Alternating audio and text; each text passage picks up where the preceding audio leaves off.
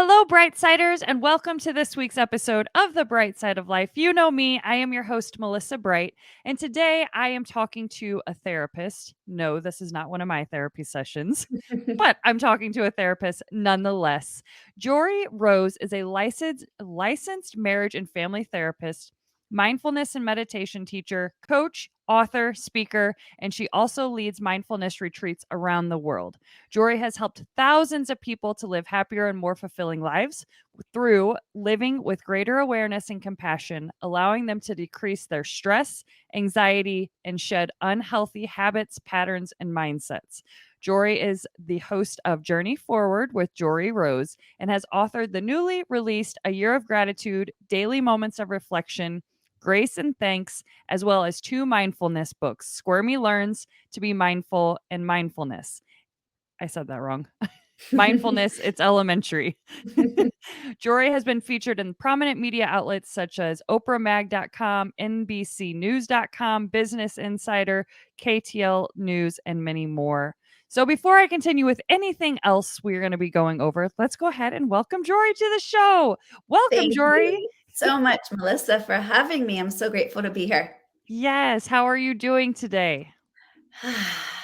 I'm actually doing really well. Thank you for asking. I'm really embracing the season of spring that just began, feeling like it's the perfect time to be shedding and allowing space to create and really getting into alignment. So I'm doing really well this morning. I'm really Awesome. happy to be here in conversation with you and just look forward to whatever unfolds. Yeah, absolutely. And I just love that answer. And, I always want to ask people how they're doing.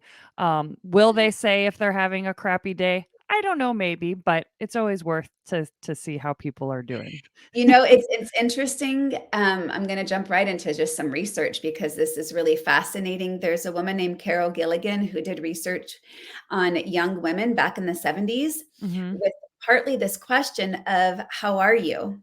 And Yeah. how girls have been socialized have been to answer the question, with this kind of vague, I'm fine, how are you? Yeah. Because it's so easy for people to say, I'm fine when they're not fine. Yep. And part of the research, what was uncovered was the question of, do you want to know how I am, or do you want to know how I really am? Because Mm, oftentimes there's not the availability for vulnerability to say how I really am. So yeah. I love when there's a space that's being created, which is the honesty and authenticity to say, today's a shitty day and that's just how it is. And you know what? That's okay. Or, Right. I'm actually really good. And I'm also not going to harness too much attachment to the fact that it's really good right now because that might change. Yeah. So Yeah. it's a real present moment answer. So, Yeah. It really is. And I can see it from both sides of the coin in terms of I have had crappy days where people have asked me how I'm doing, and my thought process was, I don't want to burden them with my junk that I have going on right now. So I'm just going to say I'm fine. And then the other side of the coin is if I told that person how I was, would they even know what to say? I just made them so uncomfortable. They were just looking for a quick, "Oh, I'm good," not for me to be like, "Well, I have this, this, and this." And so it's a weird question to sometimes ask. it is. Well, and I think fundamentally there's that response of how is the other person going to receive this? And can Yeah. I not be attached to how they receive it, but really more in a sense of, can I honor myself if I'm carrying a burden to allow myself to just name it for me? This is a burden right now, Yeah. right? Because we Yep. often don't give ourselves that own permission. Yeah, and that's very true. And for myself, I really do try to listen to people's answers. And if they're Yeah. like, "I'm okay," that means usually that they have some stuff going on. And Yeah. I will try to like ask further, like, "Well, what's going on? I don't know like if I necessarily Yeah. believe you." Um but yeah, it's interesting that Well, that we bring that up. it tells me that you really seek authenticity in your relationships, right? Yeah, and I also want people to know that they that I am a person that literally you could pour out your whole heart, and I'm not gonna be like, "Well, that's not what I meant when I said, 'How are you?'" Like, I really don't typically like surface level conversations, If Oh, I'm right there's there with you. yeah, if there's something going on with you, lay it on me. Let's talk about it. It's just part of being human. Yep, Yeah. But most exactly. people answer with the whole, "I'll let you know how I am, but not how I really am," because either I haven't been able to give myself the permission to be how I really am, or I'm gonna fear judgment or not know, like what you said of Yeah, not someone else may feel burdened with that information or not know what to do with it. And ultimately, I think it's about, self-honesty. Can I just be honest with myself? This is how I am right now. yeah, and that's so important to remember. I need to remember that sometimes Yeah, for definitely. myself. It's a Yeah. it's a I think it's a constant practice for all of us, It to be is for honest. sure. Yeah. All right. So before we get started, a couple things that we are going to be talking about today is I know Jory really wants to talk about why mindfulness matters and how we can begin a practice. So we're going to be going over that today. And I also asked my audience to submit some of their own questions that if they had the Fabulous. opportunity to talk to a therapist, what they would ask them. Oh, Uh, fun. yeah. I So we're going love to it. go over that. And then to get started, I would just really like to hear some of your personal story and what that your life experience and how that ultimately led you to being a therapist and all the other amazing things. I know a little bit of your story, but I guess the biggest one being, have you experienced trauma in your life and did that play a leading role into you becoming a therapist? So you can share as much or as little about this Yes, well, as I you'd know like. that we are on somewhat of a time Yeah. frame, so unfortunately or fortunately, this could be like a 3-hour conversation, which would be fantastic, Melissa, and I think you and I would both get a ton out of that.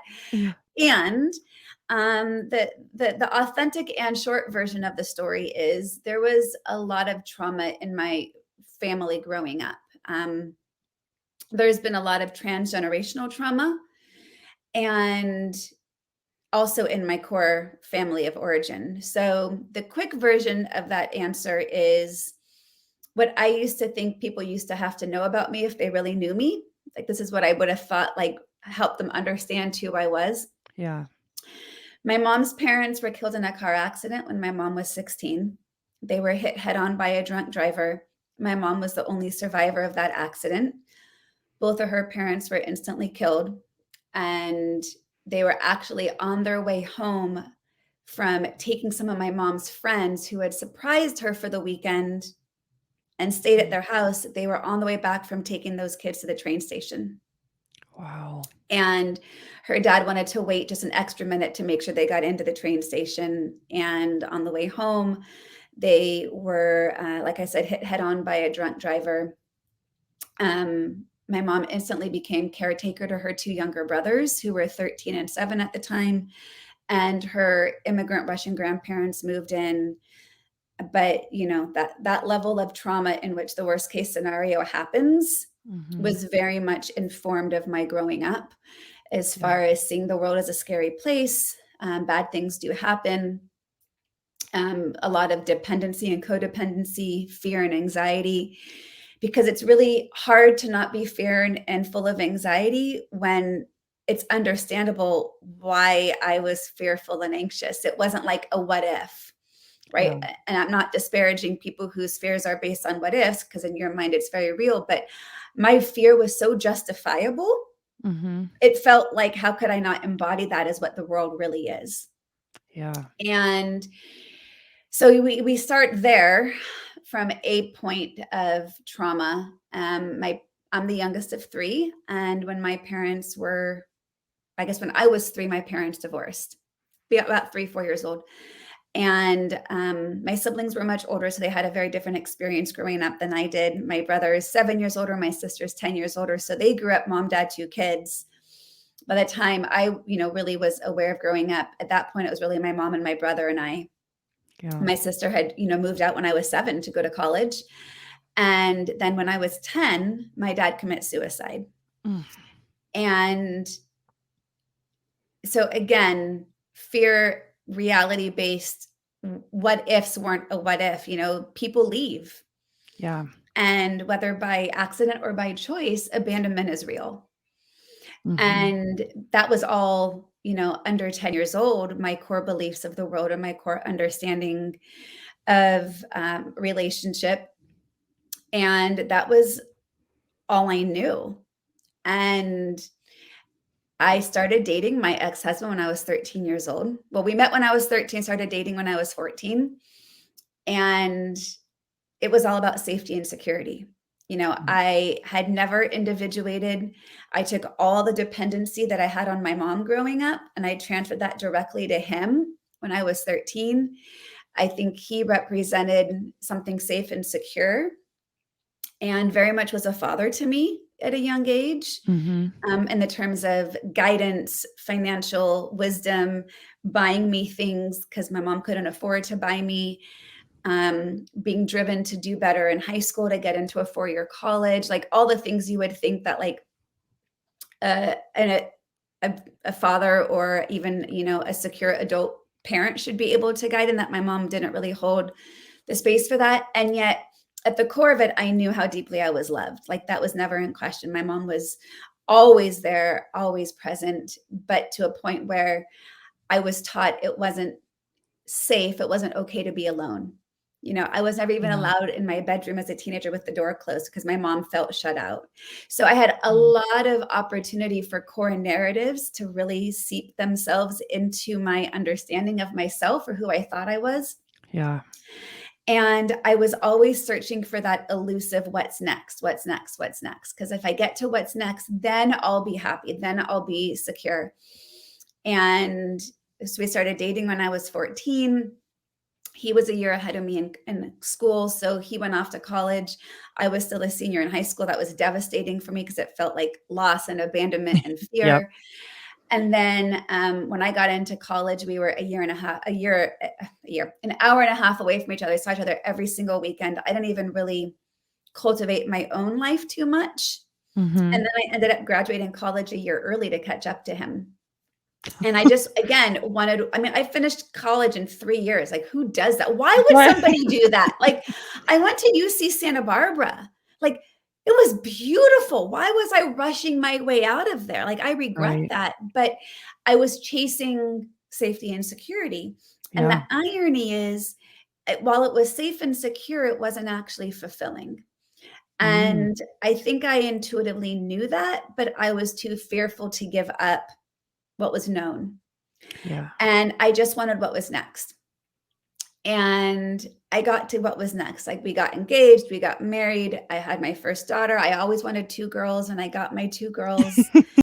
And I had a master's in counseling psychology. And actually before I had my first daughter, I was working on my hours to become a therapist. I always knew I wanted to be a therapist, partly because it shared the values of I could be a stay-at-home mom at the same time. Like that was Mhm. really, really, really important to me that I could do something in which I was always going to be there for my kids and that I could never just have like a career in which I had to go to an office or have a boss. Like I needed to be able to be Right. my own, to be able to be available. But I also knew I wanted to help people. And I was always fascinated by relationships, why some people worked and why others didn't. Yeah. And even though I thought my relationship worked, it worked at the time. It Mhm. definitely worked for what I needed it to work for. I one day before I got pregnant with my oldest, I ended up stopping my hours. And in California, you need 3,000 hours to become qualified to take the state licensing exams. And I got about 1,500 hours in and decided I'm not cut out for this, partly because my breaking point was I was working with a family whose daughter attempted suicide. Mm. And the dad literally sat there in a family session and pointed to his wrist. And he was like, "She's not bleeding. She's fine." And I was like, I'm done. I was like, I had no space to be guiding someone who didn't want to see what was in front of them. Right. And I couldn't do it. And I thought, I am 24 years old. I've got no business being anyone's therapist. I have a lot of life experience and yet no life experience all at the same time. Right. Yep. And so I decided to stop, which was hard for me because I don't quit things. Yeah. And I got pregnant with my daughter, and for the next 8 years was blessed to be a stay-at-home mom. And I woke up one day in my early 30s and said to myself, how did I get here? I don't remember making the conscious choices. I just kept doing what was next, what was next, what was next. And I had no more what was next. Like this was it. Like we weren't having more kids, like we weren't moving, like, and I even remember thinking to myself, the people I know right now at 32 years old were going to be the people I knew forever, because where would I ever have a reason to expand who I knew? Like I felt like my life was done. Yeah. And I was going through what I called my 1/3 life crisis, because I was too young for it to be midlife. So it had to be my 1/3 life, because I was only in my 30s. And I got myself into therapy and had a fantastic therapist. But my very first session with him, I remember sitting on the couch. He used to always welcome me into the room and then leave. Mm-hmm. And I used to get annoyed, being like, I'm paying for like every minute of this. Why aren't you in here? And Yeah. he was getting tea or going to the bathroom or whatever. But I realized I didn't know how to sit alone. And those Mm. moments were so uncomfortable for me, because I was used to filling every moment. And it Yeah. felt unproductive to just be. And that was a practice for me to embrace that stillness and that silence. And part of what I realized that very first session was, I want to be back in this space, but I want to be on the other side of the couch also. Yeah. So the next handful of years were a series of very serendipitous, synchronicitous. I don't know what the right word is there. Don't ask me, A because I don't know. lot of synchronicity. Yeah. Long story short, I got back into my hours, and my supervisor, who I had worked with 8 years earlier, happened to have an opening mid-year, which was kind of shocking, because this was January and I was thinking I'd have to wait till September, because I had worked in schools, which is what I Yeah. wanted because of my kids' schedule. Like I could do that and still be home Right. after school. But a school had an opening mid-year. The therapist who was lined up, or the intern, she dropped out last minute. And then I called out of nowhere after 8 years. And what was amazing was the school placement really allowed me to make the internship my own. And I knew I was never going to be a traditional therapist, because it felt really, really inauthentic to me to be in any sort of relationship, professional or otherwise, in which there was supposed to be this wall between us. Yeah. That a traditional therapist has that blank slate, right? Has that wall in which you don't know me as a human. I'm just here to help you understand yourself as a human, which I feel is the most inauthentic, backwards way of self-discovery, when the very inherent design of the relationship is to be one-sided. And so what I was able to uncover through this internship process was how to make it my own. And part of that, or a big piece of that, was through I discovered what mindfulness practice was. I had never known the word or practiced mindfulness. I had never meditated a day in my life, but I feel like it found me, Mm-hmm. and I took the journey. And I heeded the call of the universe, because it was what was here. And I delved into mindfulness and meditation, both in a professional way and in a personal way. And I got certified, and I, went on retreats and really did a deep dive into how to teach these tools. But it's such an authentic practice that it's about embodiment, Yeah. right? So becoming a mindfulness-based therapist really allowed me the space to conceptualize how I could show up as a whole person. And it's been a beautiful journey. So I got into that. I mean, that was a huge piece of how I got to where I am, was by really authentically allowing myself to be where I was every step of the way. Yeah. And my own mindfulness practice has literally changed my life. I mean, like I said, fear and anxiety was handed to me on a silver platter. Mm-hmm. I thought that's just who I was always going to be. And I have been able to, through my practice of stillness and observing what's arising and creating space between my thoughts and my emotions, understanding I am not my thoughts, understanding I am not my emotions, understanding I am not my past, I am not my family lineage of trauma, I am not a failure for having a marriage that didn't work, like all these things, right? I had to separate out myself and be able to observe it and decide how I wanted to interact with these pieces of me. But like even how I defined myself of, My mom's parents got killed in a car accident. My dad committed suicide. I married my high school sweetheart. Oh, another big piece was I was also pretty overweight. Like I've lost over 70 pounds and I've kept the weight off for the Yeah. majority. Like, of course, natural aging, but like I never Right. gained the weight back. But like I used to think that people needed to know that to know who I was. It's like, actually, that's not my story in most of those things, right? Like I had to realize that my mom's parents' accident, that was my mom's parents' story. And that Yeah. was more of my mom's story, but I used to carry it as my own. Or my dad's suicide, that's actually his story. Yes, I am impacted by it. And my cousin recently said to me that I am a survivor of gun violence, which was shocking to me to hear, Mhm. but he shot himself. So I guess I am a survivor of gun violence. But like all these labels, just they're not me. Yeah. And when I was able to, through mindfulness and meditation, to be able to observe these thoughts, my emotions, my journey, and be able to get out of my head and the shoulds and the expectations and the judgments of who I thought I was or supposed to be or how others wanted me to be, and allowed myself to get really present. And it allowed me to truly let go of what no longer was serving me Yeah. and cultivate the life that I really wanted to be living.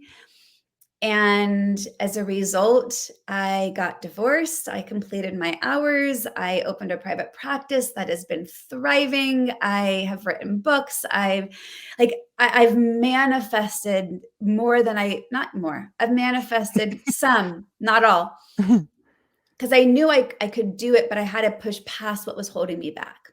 Yeah. And so much of also what was holding me back was self-doubt. And I had amazing life transforming moment on a retreat in which I broke through. It was like my most single life defining moment. And it allowed me to harness that energy moving forward. Yeah. Oh my gosh. Okay, so first thing I wanna say is the So way that that's the yeah. short version, Melissa. I love it. You the way Hey, you look, hold talk on. We have the same color nail polish right now. Look at that. It's like both yours is, turquoise. like, green. Mine's Yeah, more we're like but I love yours. I love that I color love so yours. We're like much. all shine. I'm like, ooh, we're like all like bright and vibrant together. Sorry to cut you off, but look at that. Like I know. that's empowerment with bold nail polish color. Yes, yes. I'm all like, I always have bold colors on all the time. I just love the way that you describe things, like, just the way that you talk, and I was very present and listening and just hearing everything that you were saying. Um, you just make things, like, really beautiful and, like, almost to Thank a point you. where I, like, haven't heard that before, and I'm like, "Oh, that's an Mm. interesting way to see that and to understand that." So Hmm. many things you said that were just amazing. So, thank you for Thank you for sharing. that feedback, by the way. I love hearing that even just in the way I shared my story meant something to you on whatever level that touched you. So thank you for sharing that feedback. Yeah. Another thing I wanna say is that envy is not the word. Um, maybe more admiration because Mhm. you have been through a lot of things. Some things that you said, these other people's stories, like your grandparents and your father, they weren't you, but you always felt the need to tell people so they could understand how you are and why you are the way you Mhm. are. And I feel like currently I'm kind of stuck in that of what defines me as a person. Like there's a couple things, like me having my daughter at 16, me losing my mom at 25, me losing my dad at 35. Um and I guess there is much more and cuz I don't want Mhm. myself to always be attached to that cuz it's always going to remind me of negative. It almost feels like Mhm. negative and I Yeah. don't want to live in that space anymore. I want to see how I have overcame and persevered and Mhm. um so it's very interesting that you say that. It seems that I mean, we have to talk about mindfulness in your Mhm. and how that I mean, you are so self-aware, it's crazy, which is what I am getting to. I'm getting very self-aware, but I know that there is even more and more levels that you can get. Um, is that you said mindfulness. So let's start talking about mindfulness. Do you Yeah. feel that that is how you became so self-aware of everything? The short answer is I'm going to say yes. Okay. The long answer is mindfulness is simply a set of tools. I could teach the tools to anyone, but it's how you harness them and what you do with them that's going to allow them to impact you. Yeah. So mindfulness really is the journey, not the destination, but it's the journey. It's the train I've ridden on my journey to get me to where I am, if that makes sense. Yeah. It's not an end goal. It's an ongoing practice. And for me, it actually took a long time to really understand what mindfulness was and understand how to integrate it into my daily life in a tangible way. Mhm. How to understand, and I'll talk a bit about what the difference is between mindfulness and meditation because they're very different practices, but most people use them interchangeably. But how to stay in practice. So maybe if I can just like kind of delve into some of those Yeah. differentiations. Absolutely. So let me ask you, let's just see. Yeah. Yeah. So I'm just curious, how would you separate out what you might think meditation versus mindfulness is? So when I think of it, I think mindfulness as being in the It's present. tricky. Meditation, I feel, is sometimes involves you envisioning yourself maybe somewhere else you'd like to be. You wanna envision the Melissa 2.0, as Jen Gottlieb says, Yeah, of like, "Oh, I wanna be up on stage doing public speaking." Um, it is tricky. it's really hard. So let me first say as a basis that meditation is considered to be the formal practice. It's actually something you sit and do. Okay. Mindfulness is not something you add to your to-do list. Mindfulness is something that I say is what is on your to-be list. How do I want to be in the world? What's the quality of presence I want to show up to myself and others? What's the quality of presence I want to bring to each moment? Mindfulness is not something you add to your to-do list. So people who say, I don't have time to be mindful, well, you don't have time to be angry or stressed, but you've given that a lot of space and your energy and time and attention, but you didn't give that permission to show up. It's just what's here. So mindfulness is really how are you engaging with whatever's arising in each moment. Now, think of mindfulness as having strong muscles that you've built by going to the gym and exercising. Meditation is going to the gym and exercising to give you the strong muscles to live your life the way you want to be living it. So, before we even describe how I define meditation, there's often a lot of myths, assumptions, misconceptions, preconceptions, judgments of what meditation is and is not. Many Mhm. people believe that they have to be good at it to do it. They believe that they're going to feel zen and peace like. They believe that their thoughts are just going to slow down. They're just going to be able to relax. They're going to be able to not be distracted. They're not going to have to feel restlessness in their body. So there's all these like beliefs that to meditate, it has to look a certain way. Yeah. And part of what I teach is like, let that shit go. Like, to me, the best meditation is simply the one you show up for. It Yes. doesn't have to look clean or pretty or easy. It just is. Yep. And what it is, the way I define meditation, is creating the space for stillness and silence. Stillness can actually be walking and movement, Yep. but like energetic stillness, like I'm creating the space that this is what I'm doing right now. It's the to do list item. I've created the space, right? Yeah. For stillness and silence to observe whatever is arising. So, what is arising? You have thoughts, you've got emotions, you've got sensations in your body, you've got distractions in your environment. So, I'm just observing whatever's arising. And then I'm coming back to focus on some object of attention. Usually, that object of attention you focus on is your breath. Yep. You breathe in, you breathe out, you get distracted. You're like, oh, look, I got distracted. Okay, let me just come back and breathe. Yeah. Every time you notice, oh, look, I got distracted, and you choose to just observe that distraction. Oh, look, I got distracted. And look how I said that self compassionately versus, oh, there I go again. I can't do this. That's judgmental Yep. awareness. Yep. So if you can observe it with compassion and you just simply invite your attention back. I think of it as our brain. Usually we hear like in meditation worlds, like our brain is like a monkey Mm. mind. Yeah. I prefer to actually think of it like a hyper puppy because a puppy is just going to wander all over the place, right? We Yeah. don't get mad at the puppy for being a puppy. We have to decide, am I going to train this puppy? So if my puppy's wandered off and I need to train him to be able to come back, that's all we're doing. Oh, look, my mind just wandered off. That's my awareness. And the leash to bring the puppy back is your breath, because your breath is going to be the thing that's going to calm your brain, calm your body, get you back to the present moment. So meditation primes your brain to be more mindful in your everyday life, because the mindfulness is just harnessing that awareness that you learned on the cushion, so to speak, right? Yeah. And putting that into your everyday moments, because now you're in an everyday moment in which you're feeling stressed and overwhelmed, and you can observe it. Oh, wow, I'm like really stressed and overwhelmed right now. Okay, let me just take a few deep breaths, reset my brain, because the brain, here's the thing. There's so much I want to say. Our breath activates the calming part of our brain. Our brain is wired to look for the threats. Our brain is wired to focus on the negative. So we're fighting an uphill battle from how we've been wired since we were cavemen. It was about survival. But we don't need to be hyper vigilant for survival, but our brain is wired to look for the things that keep us on high alert.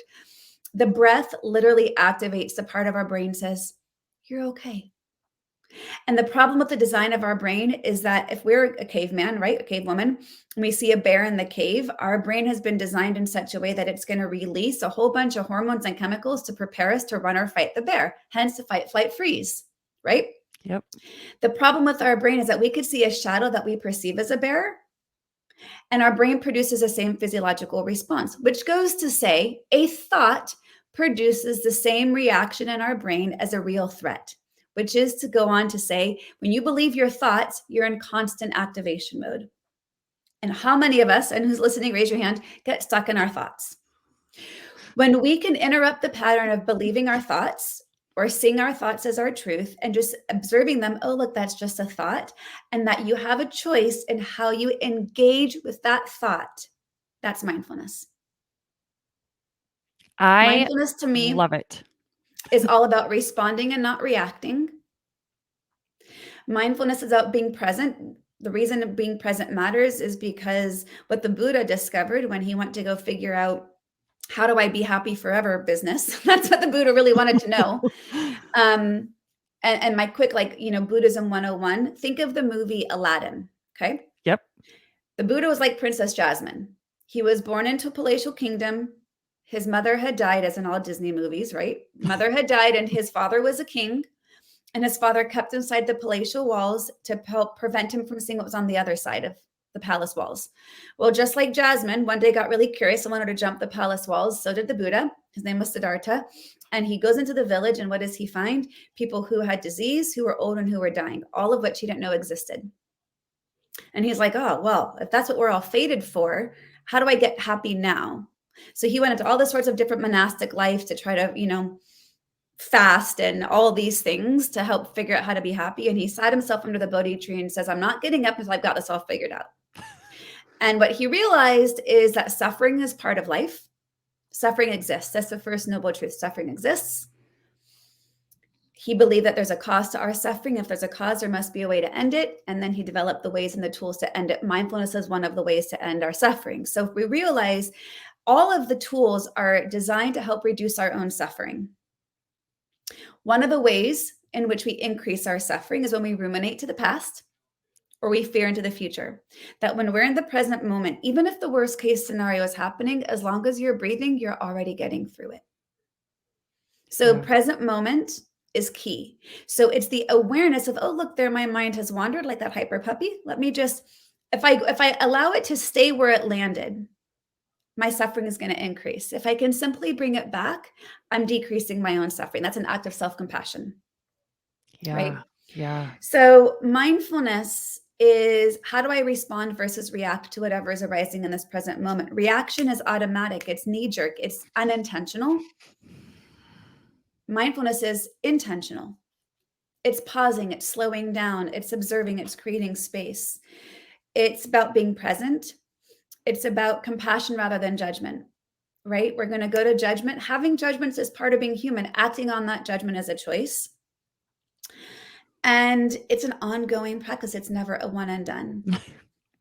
No. And so, you say, how did my mindfulness journey help me get to where I am? It's because it is a constant practice.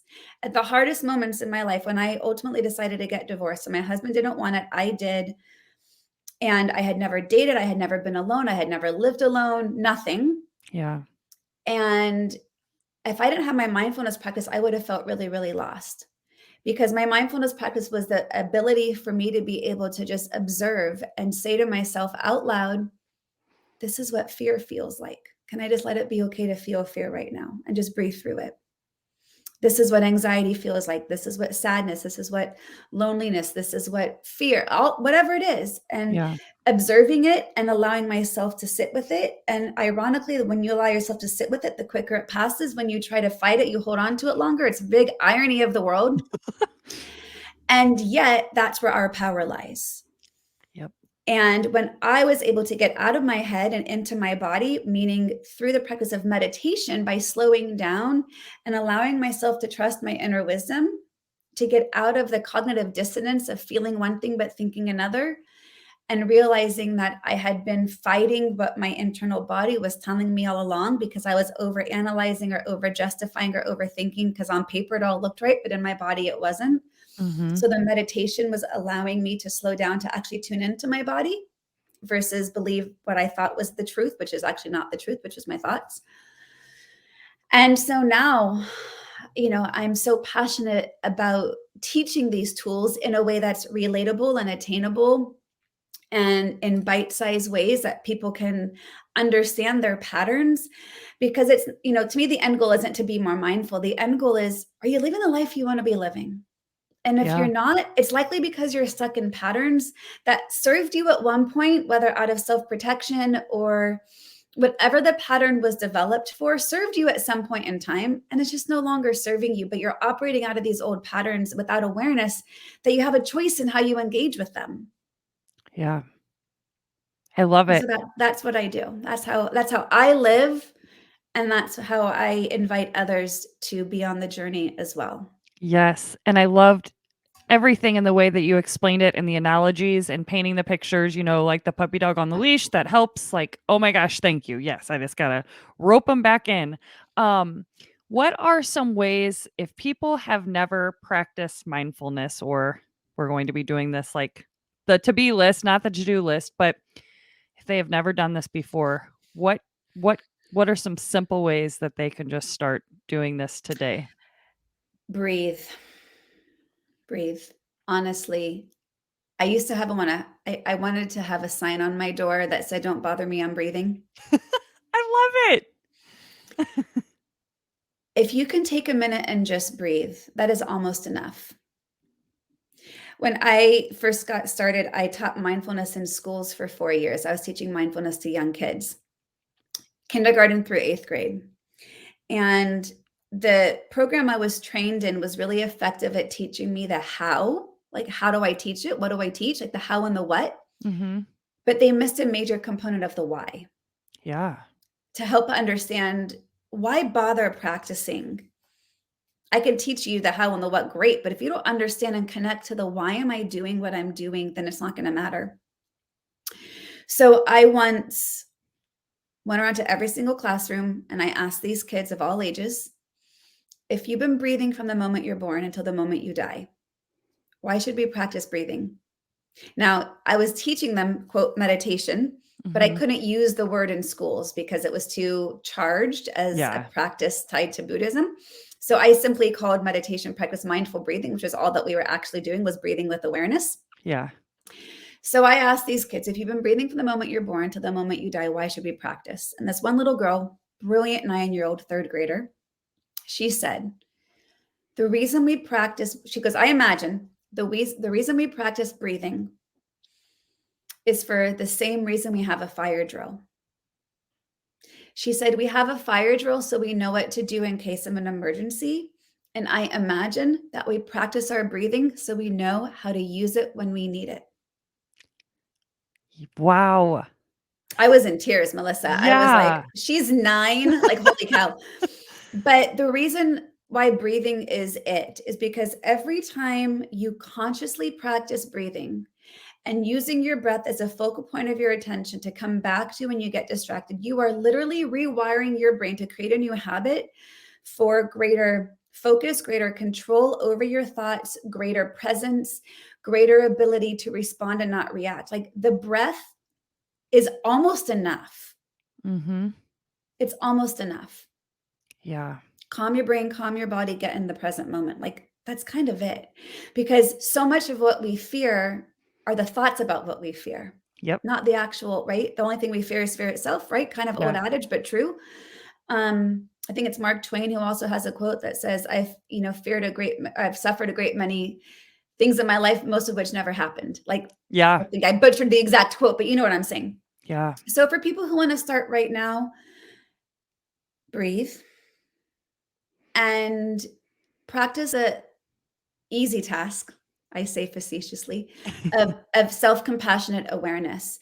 Self-compassionate awareness is just to simply notice the patterns that you're doing on autopilot and get curious around, oh, look at that. I immediately reacted that way. That's interesting. I wonder if there's another response I could do next time. Or can I have compassion for myself that this is how I reacted because that's what felt safe in that moment? How can I maybe be kind to myself next time a similar situation arises? I Yeah. mean, there's so many things. I have a book I wrote on gratitude that came out during COVID. So I think gratitude is a great antidote to our negativity bias. For those who are interested in the book, you mentioned in the beginning, but it's called A Year of Gratitude. There it is. Yes, I'm interested in the book. And I there's want it. 365 different prompts for how to be grateful every day of the year, except for leap year. So, February 29th, you're on your own. But every day of the year is a different prompt, whether it is a positive affirmation, whether it's a journal reflection or journal prompt or reflection, whether it's a mindfulness practice, whether it's a meditation or an inspirational quote. Usually we think of being grateful as just what am I grateful for right now, but I came up with 364 other ways to be Yeah. grateful. And anytime we can consciously choose a new response, we're rewiring our brain and it becomes easier to access over time. Yeah. I will say that where are we at? What time is it? How much time do you got? Let's go about 8 more minutes. 8 more minutes. Fair enough. I will just like to say that I have been practicing mindfulness a lot lately in terms of making my gratitude journal, meditating. Um, I have been so guilty of the way that I respond to my boyfriend when he tells me things or he'll say something, and I have my own insecurities about whatever, fill in the blank. And so it could be I was sad I disappointed him. So then I react to him in anger because I thought I disappointed. Where now I can be mindful, I can be in the present moment and say, Melissa, that's not what he meant at all. Like, you don't need to. And it's just been You're so seeing it through a lens of an old narrative. exactly. And it's been so helpful in our relationship that I don't always just react just immediately because I'm Yeah, scared of something that I'm like, it's huge. this is not what's really happening. It's been so huge. Let me just So stay huge. present for a minute and breathe and observe what's coming up for me. Have compassion for what's coming up in him. Yep. Be able to openly receive without defensiveness. That's hard work to do. Like, that's really hard work. Yeah. And the mindfulness piece really is, can I stay present and just observe? Yeah. That's all, because that's almost enough. Yeah. Because it's anytime we can be present and observe, we're interrupting the patterns of reactivity, period. Yep. And then once we realize we've got greater abilities or agency, then we can really focus on, okay, how do I want to respond right now? What would be in alignment with my values or my intentions or this partnership, or naming or honoring my fears or my insecurities and giving that room, but not letting it take over. Yeah. I love it. I love it. Okay, since I know we are on a time crunch, I do want to get to at least a couple questions that some of Yes. my listeners asked. Um, Perfect. and I feel like one might be repetitive because I want to make sure that I ask it though, because I feel like it can be really helpful. But somebody asked, what are some natural ways to help deal with anxiety besides exercise? Natural ways to deal with anxiety. Well, obviously the breath. I love a practice that gets you tuned into your five senses. Sometimes, however, the reason I'm bringing up the five senses is because when we're really anxious, sometimes it's really hard to take a deep breath, and Yeah. not being able to breathe actually becomes anxiety provoking. Yep. And so, if you're feeling a lot of anxiety, it's not really wise to necessarily go into your body, because then we're kind of poking the bear at times, depending on the strength of the anxiety. So, externalizing your focus of awareness would be to tune into your five senses. Focus on something that you can see. One of my favorites is light a candle and stare at the flame, because it's hard to, I'll say it this way, it's really easy to zone in on a flame because Yeah. it's kind of mesmerizing, and you can easily let like kind of the background fade away. So, something you smell, something that you see, something you can taste, you can touch, you can hear. But one of the things that I like to do is ground my feet into the floor. So, like, really feel the earth beneath me, wiggle my toes, feel like the ground is there supporting me. Another thing is pressing your thumbs to each of your fingertips. So, this does a couple of things. One is if you're focusing on, if I say, index finger, middle finger, ring finger, pinky, your mind can't have a thought while saying other words at the same time. So even if you say the words breathing in, breathing out, you can't be like, oh my God, now what, as you're saying breathing in, breathing out. So I like having words to say along with the task, because your brain can't think more than one thought at a time. Yeah. But when you press your thumb to your fingertips, it's also activating with the meridian lines and in our bodies. So it's a little bit of like emotional acupressure, Yeah. but it's also giving our mind a task to focus on. Another one of my favorites is give yourself a hug. Research shows that the brain doesn't know the difference between someone hugging you and you hugging yourself. So you can actually get the same oxytocin release of someone else comforting you. So give yourself a hug, kind of pat on the back, rub on the shoulder, tune into gratitude. What can I be grateful for in this moment? But another thing, if you're feeling really anxious, it might be hard to feel like you're grateful for anything. Yeah. So I like to look for your successes. What have I accomplished today already? What can I be proud of? So I hope that those are some helpful tips besides breathing, because again, the breath can activate anxiety if you don't have a good practice with your breath. Right. That makes sense. All right. Okay. So I guess my question to you is, what kind do you teach a specific type of therapy in terms of like CBT, EMDR? What do you teach? I am a client-centered therapist. Okay. Based on the work of Carl Rogers would be how I would most identify, which is the beliefs that when we show up authentically, and I am able to provide authenticity and unconditional positive regard for my client, then through that acceptance of how I see them, they're able to change. And so it is, I think, if I had to give a modality, it's client centered. I do say I'm a mindfulness based therapist. I would say if there was something to link that closely to, it would be either acceptance and commitment therapy and or CBT therapy. I'm gonna say Okay. CBD, Yeah. not CBD. Not that. Really, but I think it's really client centered, that if I hold the space for you with the belief that growth and change is possible, that in and of itself allows the tools. But I'm very tool driven. And so I don't dwell on the past. I'm fascinated with people's stories, but I'm really focused on the here and now, because what people really want is to know is, what do I do when the shit hits the fan in the moment, when I'm in an argument with my spouse, a fight with my child, my inner critic has taken over, I'm in grief, I'm in trauma. What do I do right now? Yep. Like, we all know how we got here. What do I do about it? Is what Yeah. people really want to know. Yeah. And you're so right. And that's something that I have read recently or saw, and I was like, wow, that is so true. And I know that that's a lot to do with CBT, right? Because that's the type of therapy I did, and I feel like we talk so much about the now and not so much about like what happened, and then somebody said something and I was like, that makes sense. So one of my little caveats where I don't subscribe fully to CBT is about replacing the thoughts. Mhm. And the mindfulness person in me would say, I'm not here to replace them. I've got to accept them. Yeah. I'm not trying to create new thoughts. I'm here to really honor the thoughts that are coming in, and then choosing a thought that then serves me better. So there's a step in between the replacing of it which to Yeah. me is the biggest part of mindfulness, which is acceptance. Yep. Because if I'm just trying to fix it, I'm not actually changing anything other than how to be better when I only have better thoughts.